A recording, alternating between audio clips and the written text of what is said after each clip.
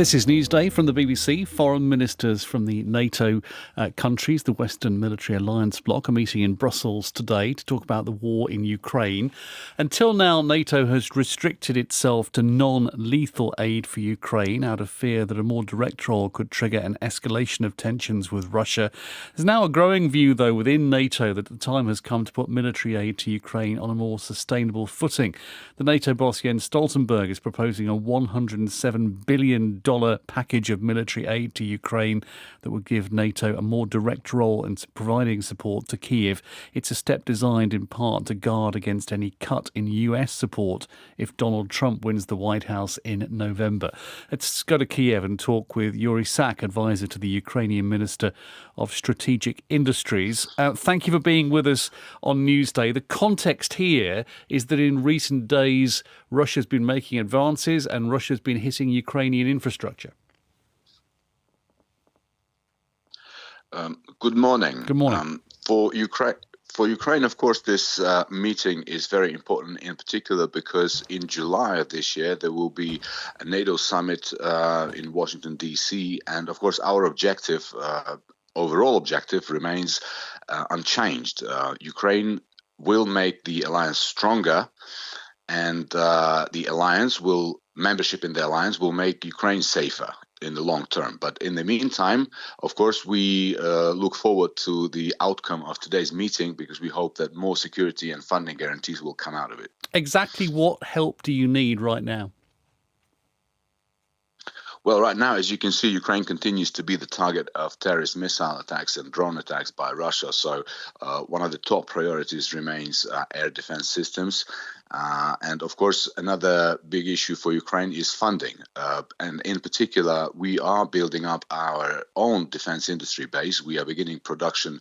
We have already begun production of ammunition, of cannons and other types of weapon systems.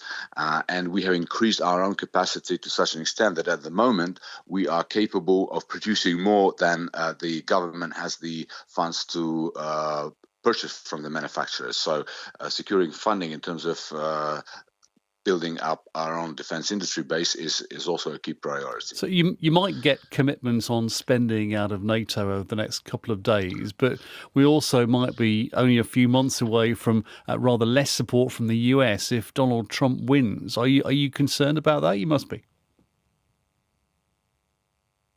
Well, we are concerned about any likelihood of the decrease of the assistance that Ukraine receives because the war is nowhere near the end, and we have to continue to fend off the terrorist state on a daily basis. So, of course, we are concerned, but we hope that the political issues will be put aside when it comes to the vote for the supplementary aid bill in the U.S., and, it is very timely that the NATO alliance will also discuss the alternative options for Ukraine at this meeting today in Brussels. What about these worries that have always been there, that if NATO backs Ukraine, then it becomes a conflict between Russia and NATO? That's what's held NATO members back, and that hasn't gone away. Well, look, Russia has been trying to frighten the world into inaction for a very long time. And one of the false narratives that Russia has used even to begin this large-scale invasion, this aggression, was that the main reason of it is the expansion of NATO. In fact, we have seen that since the beginning of the large-scale invasion, NATO alliance has become stronger. NATO alliance has actually increased its membership. And, Putin is banking on fear, and we should not buy into this because we have shown to the world that, it's a country that can be fought. We are defending against it. These hypothetical or mystical red lines have been crossed so many times by now that we are seeing that our partners, including those who are members of NATO, are beginning to realize this. Putin must be stopped at all cost. And that's the only red line that we have. Tell me about the conversation happening in Ukraine at the moment about calling up younger and younger people to fight.